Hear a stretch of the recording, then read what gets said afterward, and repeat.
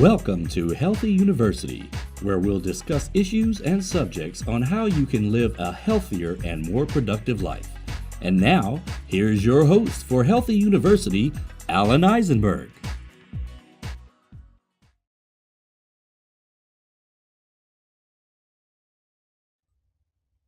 Hey, this is Alan Eisenberg, and welcome to another episode of Healthy You. This is my special one. As you know, I've been vodcasting, and I finally got someone to actually be in the studio with me, which is my friend Karen Jaynes here. Hi. Karen is not only my yoga teacher, but also a really good friend and someone who I think we share sort of the spirituality of life. Yeah. I find really strong connections together. We do. And so we were just talking, and I convinced her to come down here to the basement of the science building and talk about how we both noticed how the universe actually presents to us when we allow it. And one of the things I think we get caught up in as people is that we set expectations, and we're constantly expecting something to come to us, whether that's happiness or whether this is going to be a really good time, or that, and not letting life flow as it has. So, it's just one of the things that you've taught me so much about. So what is that philosophy? Well, we've been trained since we were kids. We go to school and you have goals, and you set goals and you have expectations, and then after you finish school, you have to choose what you want to do, right? You have to make go to college. We were just talking about that. My kids are starting to move in that direction, but you have to decide what you want to be, what you want to do. And so you're making all these decisions. You're creating your world, with the guidance of your teachers and your parents. And so as you get into your adult life, you're go, and you're doing all these things. Nobody's teaching you to sit back and listen. Yeah.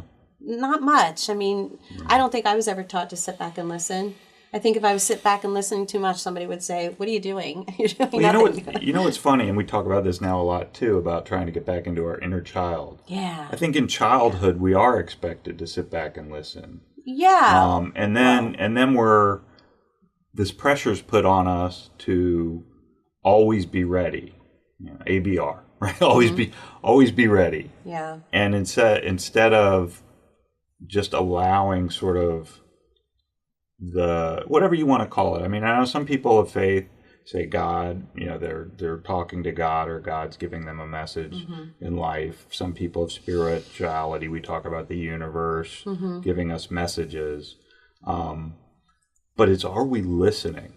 That's always the question I have.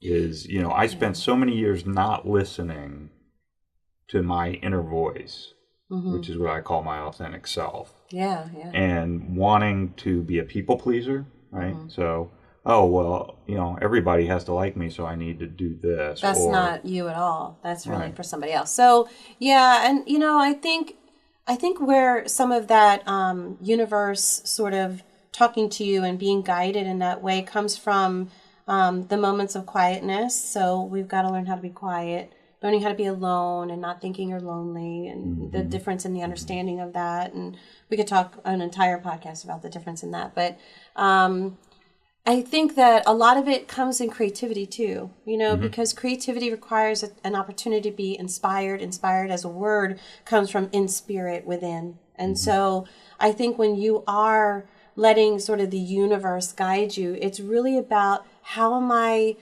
going to allow myself to co-create with the synergy and synchronicity of all the things that are around me at any given time to manifest what is best for all that's around me at that time. Because our successes are really very much linked into the timing of others around us. Like, just take a job opportunity that you would have, and you got a job offer. Somebody had to leave that job, or something had to shift in that company for that opportunity to present itself, and you to have the opportunity to move into it. So I really think of the universe, when I talk about the universe guiding, I think about a universal synchronicity, a harmonious weaving of useful and like movement or dynamic. And I think Shakti Gawain talks a little bit about that in some of her works, about moving into that sort of creative, co-creating life and inspiration and intuition. A lot of that is, your intuition too. Yeah. And do we listen to ourselves? yeah, and and if we're not listening to ourselves, why aren't we listening to ourselves? Because we don't respect ourselves. We haven't right. Then we start getting into a whole lot of self-revelation and a little bit of self-study, which that's not always easy, right? No. There's a lot of who wants to admit to all that? Right. But I think that letting the universe guide us is so important, because we do end up in that authentic place. And I think that's the only way we end up in the authentic place.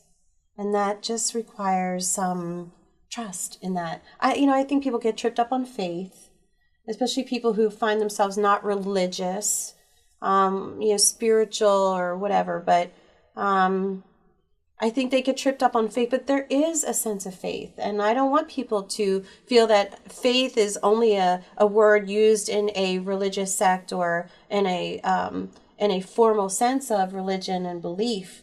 Faith is having a hope, right? That and an innate knowing and a wish that those things will move in that particular way. Like, I trust that things work out, and some of that comes from wisdom in the sense of my experience. Yeah. I trust in the past, that this has happened. Right.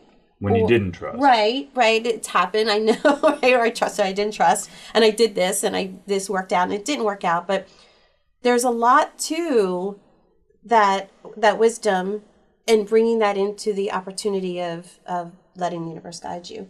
Yeah. I mean, look at us. We're we're older and wiser, right? And that's the unfortunate part, and I think that's why I do this show, is because I'm hoping like these younger people will catch on earlier than I did. Our kids, But the one, like, I was having a conversation with my older son, so he has a friend who just graduated college and just is in a funk, and he doesn't have a job, and he's just in a bad place right now. And I said to my son, well, what's he doing about it? Yeah. What is he trying to make, because the universe can speak to you, but if you're not listeing, then there's nothing being said. So, right? And knowing how the universe talks to you. So, like for me, and I think for everybody, your indications and the symbols and the signs that you'll get will speak to you personally, like on how you experience the world. So, like I see numbers. Okay, so numbers guide me. And music, like I could turn on a song and all of a sudden, right, something will happen in a song, and I'm like, oh my God, did they just, so music, usually in something creative, because inspiration comes through creativity. And so usually in something that's a little more artsy, or if you are a numbers person, you start seeing these things, they start meaning something to you. That's how the universe is starting to understand, like, when I'm starting to see, am I aware of the moment? You have to be in the moment to get these, If something's gone by you and you're all in your head somewhere else, then you're not going to see what's meant for you to see. So, the awareness, being aware of where you are, what you're thinking, and allowing yourself to not always be in that trapping of thought. And I think, learning your signs, learning your symbols, like learning what is this message. For me, early on, it was after yoga. I'm a yoga teacher. So like after yoga, laying on my mat, when finally that quiet would come, I could discern the difference in the voice. And that's, it's funny you mentioned that. That is definitely, and it took a lot of time and practice. Yeah. Practice. I can quiet my mind, or I allow my mind to quiet. I think that's and I think that's part of it, is you have to allow for these things that are difficult. Again, you hear people say, take it on faith. It's not that easy, because it doesn't seem natural. Like we were talking before about how I believe, and I think that that we control our mind doesn't control us. So when our mind is ruminating and our mind is telling us what is right or wrong or to do or not to do, and we're not using a little bit of our heart or our soul. I was just going to say that. You know, that's when I think things start to fall apart. And also, like I was talking about my son's friend, his inaction is his action. So kind of like the job thing. Well, what's he doing to look for a job? Well, nothing right now.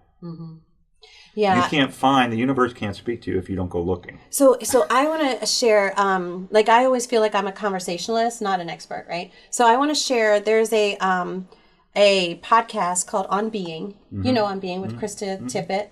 And there is back in the archives, she did a conversation with Seth Godin, who is a big Silicon Valley entrepreneur. And he actually will tell you he's failed more than he succeeded in his life. They all will, yeah. They all of course, we all do, right? So, but he does this amazing talk about co-creating a life and how the new generations, they're all really artists because they're all creating something new, because the world is not the same place as it was in the Industrial Revolution, and we're now moving into a really different dynamic of awareness and authenticity. And you know, we have all the technology or the potentials of so much technology. Now it's like, what are we going to create with what we have? So there's this really great new emergence of awareness in our human scope. And so I would say to your son's friend, go listen to this guy have a conversation. But the other thing I wanted to talk about was when you said the mind, and I was thinking the mind is king, right? You were talking about the mind wants to be the master of it. And in yoga, the yoga of the mind, of quieting the mind, is Raja, which is king, right? And so that's very much, we want to sort of, where the mind is king, we want to sort of tame that, quiet it, really, and let the heart move forward. The fact that you said bringing that heart forward is so important, because ruminating and trying to constantly get that brain like cranking all the time is like having your systems on, like your computer systems on, or your phone all the time. And like at some point it gets glitchy. You need to shut it down. And, you know, we're the same way. And, you know, meditation, breathing, and just stillness. I think that's why a lot of people are addicted to a lot of TV. Oh, yeah. Because they sit there and they get it's mindless. You get into a mindless. I mean, it's what the movies have always brought people, right? The movies have always been like at incredibly bad times, like amazingly, like during World War II, the movies were this huge thing, this escape that people could go and we to. do need a sense of that. No, but we, I think, have gotten to the point where we only live in the escape, right? Because addiction starts coming in and escaping we're numbing it, we're hiding from it, we're dumbing it down a little bit. You know, where do we find, you know, sort of a balance in? And that, I think, is where you have to let go a little bit. And like in recovery, in AA, they'll say, let go and let God. Okay. And a lot of people get really funny about, you know, the God, you know, thing. But the universe is that collective cosmic force. You know, it's an opportunity for you to realize that you are of great substance. And there's nobody like you. And the universe needs you to fulfill your dharma, or to fulfill your purpose.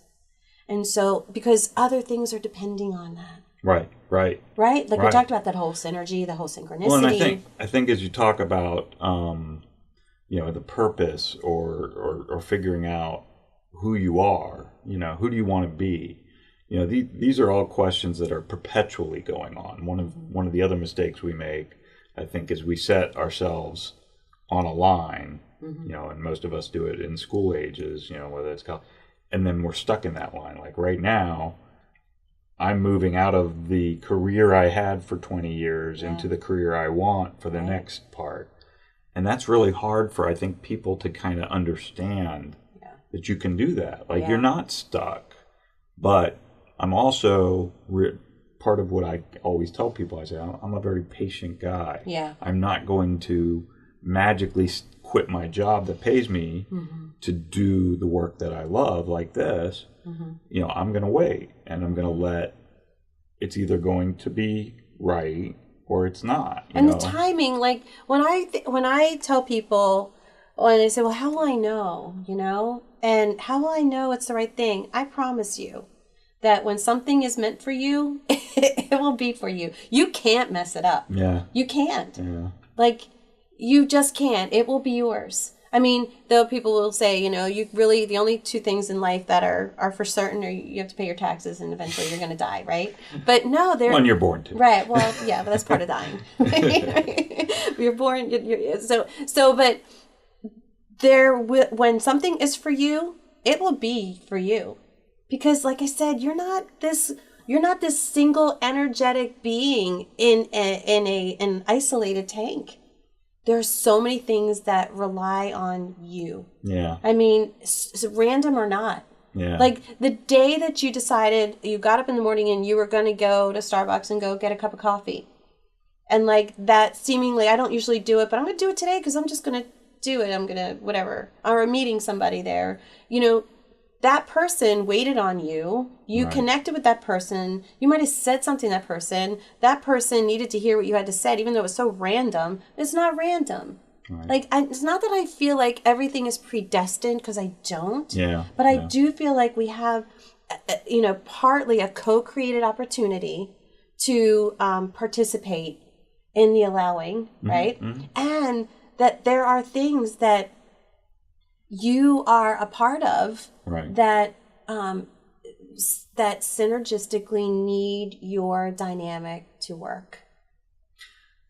And that's a great place, because we got to take a quick break. Okay. But when we come back, what I'd like to do, I have some personal stories of how I've had some experiences with that, are the universe saying things, and I heard it. And I don't know if you have any to share, but let's actually share a little bit of our stories of that happening, so people understand. I have one that I can guarantee probably almost everybody in the audience has experienced, which is interesting. Okay, cool. But let's do that when we get back. Okay. We'll be right back with more Healthy You.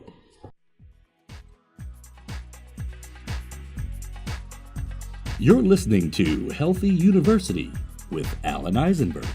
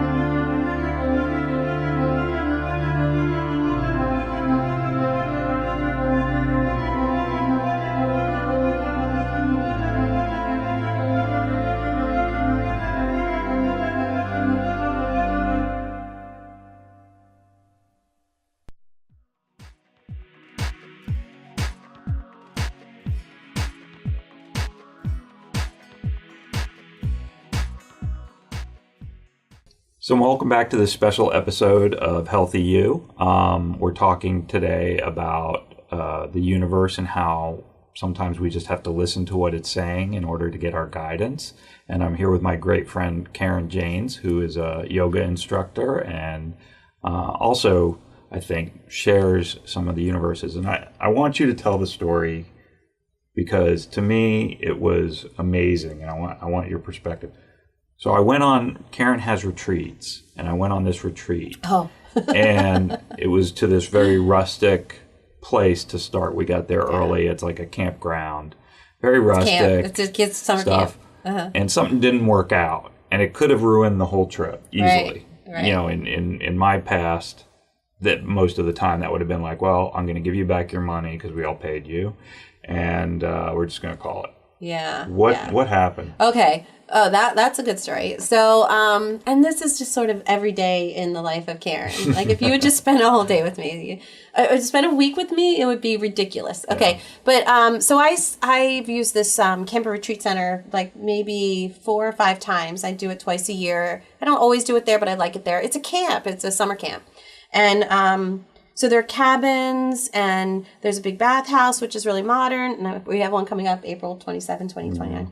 And then there's a yoga room, which is awesome. But we're smack in the middle of the George Washington Forest in Virginia. And it's just a great opportunity for people of the DC metro area to get out of their wonderful luxury or, very, very privileged, for the most part, places. And we go out and we get really simple. Mm-hmm. And so this was December, right? The first weekend of December. And I've done it there before at this time, but and it was a little bit cold. We got there, Marissa and I got there, and the place looked great.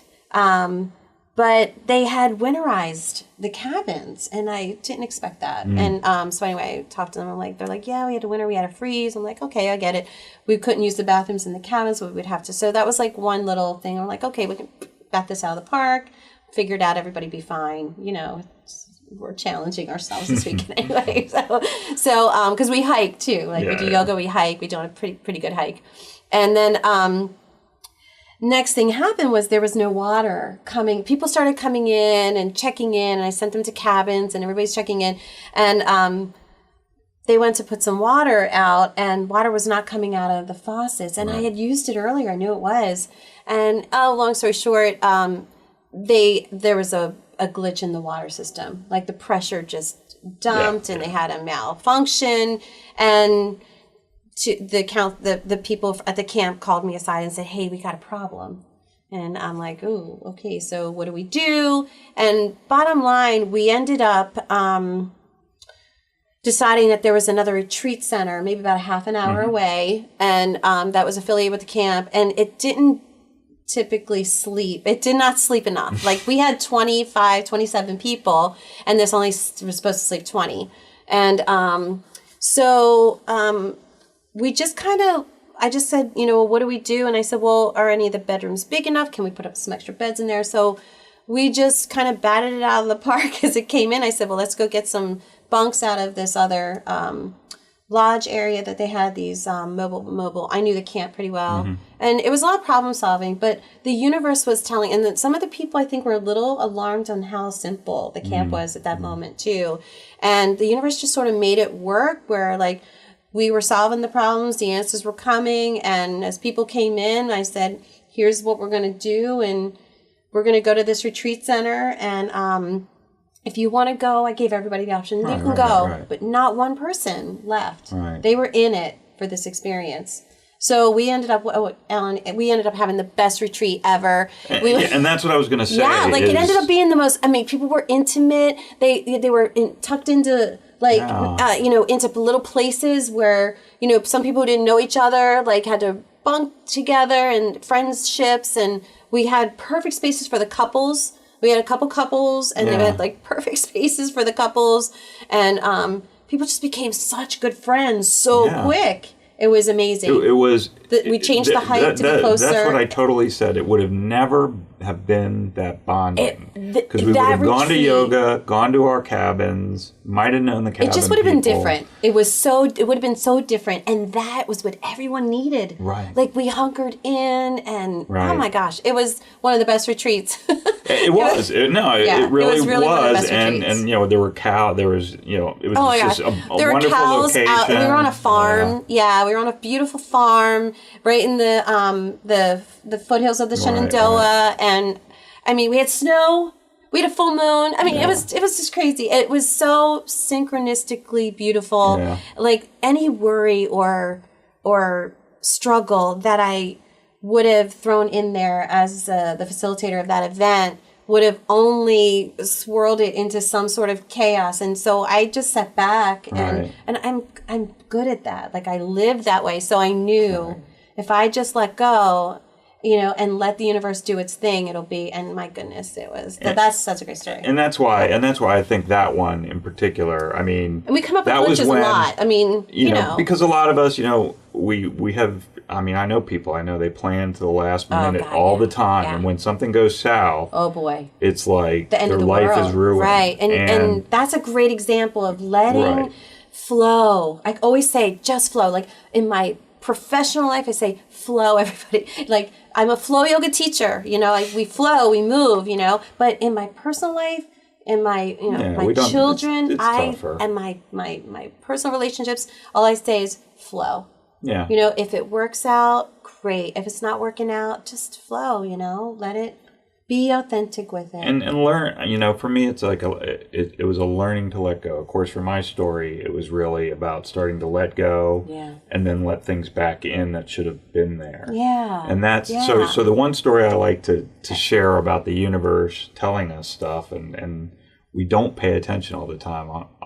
I don't remember if have I shared the phone story with you? Oh, no. Okay, so I'm going to share it with you. Yeah. And everyone in the audience can play along. It's a little game I play when I coach people to show them about sort of how the universe or how I talk about high sensitivity, how we give off vibes or energy. We're energy beings, and that's been proven. I'm not making up the fact that we're built of energy. That's science. That's science. Yeah. So energy never dissipates. That's what we know, right? So be that as it may, we're in these vessels, these bodies, but our energy, I like to think, upon death, continues on somehow. Well, yeah. I mean, we're just these molecules moving at this speed.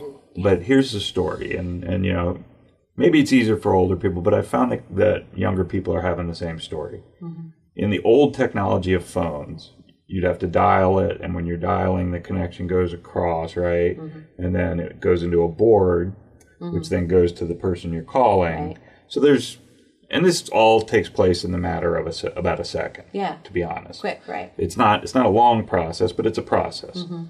So have you ever had someone that you were thinking about, and you're dialing the phone, and as you're dialing, you're hearing hello? Oh, yeah. And it's the person, right? Yeah. Everybody has that story. Right. Almost everybody. Well, the statistical probability of that happening is greater than the greatest lottery winning. Yeah. It's in the billions. Right. Of that exact time. That happen chance. Because it's only the second, right, that has this ability. So at the same exact time, you and someone, I mean, for me, it happened many times. Mm-hmm. The weirdest one was when I was 12 and we were living in Boston, and it was a snowy, cold day, and I was a latchkey kid, and my mom worked about 5 miles away, and I get home, she gets home about 5, so I was getting home around 3, I guess it was 2 or 3, and I knew how to jimmy my garage. Like I was there, and I'm like, everyone knows how to break in their house. I don't have the key. I'm like, my life's ruined. I don't have the key, and I go jimmy the garage because I'm too embarrassed to go talk to the neighbor, because that would be way too much for Alan Eisenberg to do. And and I'm sitting on a concrete floor, freezing, shaking, and the door opens, the garage door, and it's my mother. And she's like, I knew it. She goes, I told my boss something's wrong. I have to go home. Oh my goodness, isn't that? Yeah, that's awesome. So again, are we listening? Yeah, that's because a great story. Things are speaking to us all the time. And so this is just 2 little incidences. I mean, I've known people who are very in tune with, I guess, nature, the universe, the inner ear, the inner thought that is happening. But when we do pay attention to it, these amazing things happen. Yeah, I mean, I can do that. It's like I'll think of someone, and this happened. I was teaching a class. The day before, I mentioned someone's name out, a student I had not seen in a while, out loud. The next day, I'm teaching in a class, and that person walked by the room, and I was like, oh my God, I just called her. There she is. And I ran out to say, oh my gosh, Nancy, I just you know. Yeah. And that happens a lot. And I feel like there's so much research and books written, and One Mind is one of them. They talk about the one mind. Okay. I can't remember who wrote it, but I listened to an audiobook, but there's like this collective consciousness. Jung talks about it, the collective consciousness and the collective unconsciousness, right? So, I mean, this is, when you're talking about energy, and this is science, and we know, if you get down to the, very mere quantum physics of existence, right, that we are these, just molecules, not even the quantum of it, but the molecules that we exist in, and the vibration that in which they move, and we appear, and our retinas can see each other, and we feel physical and tangible, but it is the existence in which we live here. Energy is the primordial place. Yeah. It's the primordial place. And, letting, yourself experience the energies. Those will tell you when you're in the right place, for sure. But they're also going to tell you when you're in the wrong place. Yeah. And that serves us both. Well, and I think listening to the energy, listening to yourself, and not yourself speak. It goes back to getting rid of that monkey chatter mind, the monkey mind to the heart, and to believe, to believe that this is real. It's so hard for people to buy it, but we were talking about how people defeat themselves. Failure is imminent, just as success is imminent, and that comes from self-doubt. Right. So you have to do your work. You have to. Your self-study, you have to understand, what's your values and principles are, what works in your life. Are you living authentically? And that's tough. And do you want to? Do you want to? I think a lot of people, it's working for me, don't mess it up. Right. Don't want to shake the tree, right? Don't shake my tree. Don't or are afraid of what they might find. Yeah. Because for me, it was a little bit of, okay, I had to find the dark things. You're calling yourself out. And then, and I think that we struggle with that. Yeah, because we struggle just to understand who we are. And I think most people don't. Most people don't really know who they are inside. They're who they want other people to believe they are. Yeah. And it's difficult. It's difficult in the world we live in the United States, in Washington, D.C., where we are, to say, no, this is who I am. I'm just waiting, for my company, right, to find out all this stuff I do, right? Because I'm out there. I'm not hiding anything, but I do wonder, right here, right here. But I do wonder when that's going to happen. And about who you are, like you're an evolving being, like who you were in your 20s and who you are in your 30s, and then who you become in your 40s, 50s, and so on. We're always evolving. We're becoming like a different set of self, depending on what our environment, our surroundings, the jobs, the children, family, what is going on in your environments that you've chosen and you created for yourself. I mean, but we're always evolving. And I think, that inner voice, when you start really excavating and digging deep and feeling that voice will always be with you in your constant evolution. Right. That's your inner teacher. I think it's maybe your inner child. There is an innocence, there is a purity to it, genuineness. And that's why I think you're seeing the popularity of adult play, where adult coloring books let's go to retreat. Yeah. Right? Let's go to camp. Right. Let's have fun. Let's go do something. But doing something, I think the problem is when we're sitting still, and I was telling you this earlier, you got to figure out you. And there's been studies that say even people who feel like they have no time, have young kids, if they take a half hour for themselves, whether it's go to the gym, take a walk, meditate, whatever it is you do, they're a better mother, parent, person than if they didn't do it. Yeah, I always like to say, go outside, because especially when we're having struggles and problems, because they seem so large and looming. And when you go out in nature, and you have giant trees over your head, and you have an expansive sky, and I think it really does put things in better perspective. And I think that is very helpful for us. Self-care has got to be a primary goal for ourselves, as, no matter who we are, we have to teach our kids how to take care of themselves. It's not just for parents. It's not just for adults. Self-care as people.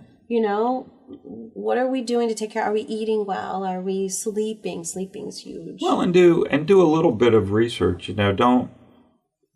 Here you and I are talking, but a lot of what I'm talking about, I'm sure a lot of what you're talking about, is because we read the research. We understand that, and I talk about it all the time, mental health awareness, exercise, nutrition, and some sort of mindfulness activity like some meditation or interconnection, writing or whatever it is you some like. Soul place. I mean, there's so many things. There's so many things that you might like that you're not doing. And then you have to ask why you're not doing it. Yeah, I think the creativity is a huge part. Yeah. Find something that you like to do that's creative. Right. It could be listening to music. You don't play it, but you listen and you paint or you draw. And again, what happens is the mind opens at that point. Like you're listening to the music, and for me, I'm very much about lyrics. I've talked about that a lot. But then you hear something that triggers you and says, they're speaking my language. Because we're not alone. The other thing to admit is we're individuals, but we're not alone. Many people feel the feelings and understand. Yeah. So, thanks for being on the show. This was so fun. This was so cool. Yeah, we'll do this more probably. Sounds great. Yeah, because I know there's lots of subjects to talk about. It's just great to have conversation about these things. Yeah, and again, it's opening it up. The idea is that a lot of this has been kept sort of on the lowdown, hard for people to want to accept. Or to accept time that it is valuable for them to and that you do have the time to do it. It's like I tell people with meditation, that I don't have time to meditate. We're talking about 5 minutes. Insight Timer. Right. Insight Timer. Timer. It's a download. It's free. Download the app. It's awesome. Yeah. It's awesome. But there's 5 minute meditation. There's 1 minute meditation. 2. How many minutes you got? That's what they ask you. And so, thanks for being on, Karen. Thanks, Alan. Another episode. We'll do more. Thanks, everyone. And now that you're in the area, you just have to pop over and we'll do it in person like this now. It'll be awesome. Okay. All right. So this is Alan Eisenberg, and join us for another episode of Healthy You. See, that was easy. Awesome. There we go. Thank you for listening to Healthy University, brought to you by Bullying Recovery, LLC. This podcast does not replace the need for medical advice, professional diagnosis, opinion, treatment, or services to you or any other individual. The information provided here or through linkages to other sites is not a substitute for medical or professional care, and you should not use the information in place of a visit, call, consultation, or the advice of your physician or other healthcare provider. Join us next time for more Healthy University.